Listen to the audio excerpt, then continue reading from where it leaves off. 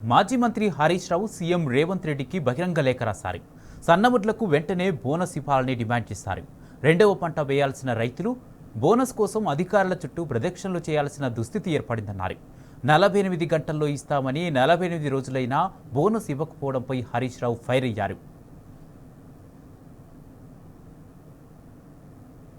సన్నవడ్లకు bonus విషయంలో ఈ ప్రభుత్వం రైతుల్ని దగా చేస్తా ఉంది. 8,64,000 మెట్రిక్ టన్నులకు 432 కోట్ల రూపాయల బోనస్ పెండింగ్ లో ఉంది. ఉత్తమ్ కుమార్ రెడ్డి మాటలు గొప్పగున్నాయి గాని చేతలు మాత్రం చేదుగా ఉన్నాయి. 48 గంటల్లో రైతుల ఖాతాల్లో డబ్బులు జమ చేస్తున్నామని ఉత్తమ్ కుమార్ రెడ్డి గారు ప్రగల్భాలు పలికారు. 48 గంటలు కాదు 48 రోజులైనా రైతుల ఖాతాలో బోనస్ డబ్బులు జమ కావడం లేదు.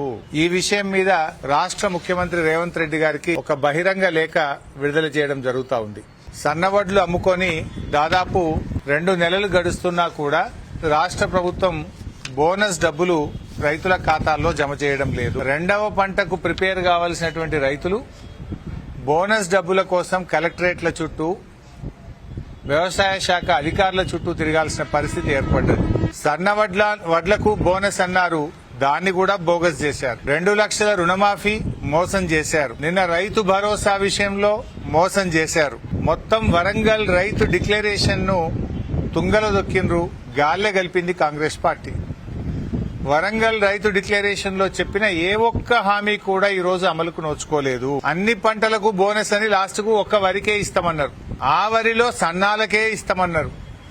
ఆ సన్నాలకు కూడా 2 నెలల నుంచి బోనస్ డబ్బులు పడడం లేదు. అటు రైతు బంధు వేయకపోతివి, బ్యాంకులలో పోతే క్రాప్ లోన్లు రాకపాయే, రుణమాఫీ కాకపాయే, పైసలు కూడా ఇవ్వకపోతే రెండవ పంటకు పెట్టుబడి ఎట్లా? రుణమాఫీ అయితే కొత్తగా క్రాప్ లోన్ ఉన్న దొరుకు, అటు రుణమాఫీ చేయకపోతివి. పోనీ అన్నట్టు ఎకరానికి 15,000 రూపాయల రైతు బంధు ఇచ్చినా చేతుల పంటకు పెట్టుబడికి సాయం జరుగుతుండే, అది ఇవ్వకపోతివి.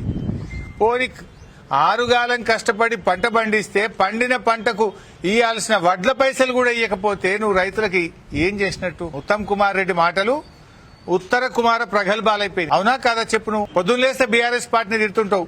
10 ఏళ్లు మేము ఎప్పుడైనా ఇట్లా రైతులకు ఇబ్బంది పెట్టినామా? ఇవాళ నిన్నగాక మొన్న మహబూబ్ నగర్ జిల్లా రైతులు కలెక్టర్ను పోయి కలిసారు. మాకు బోనస్ డబ్బులు పడలేదు సార్ అని కలిస్తే కలెక్టర్ ఏం చేస్తాడు పాపం? ఆయన మాత్రం పడలేదా, నేను గవర్నమెంట్ తో మాట్లాడతా, గవర్నమెంట్ దృష్టికి తీసుకుపోతా అని చెప్పడం తప్ప రైతులకు డబ్బులు పడిన పరిస్థితి లేదు.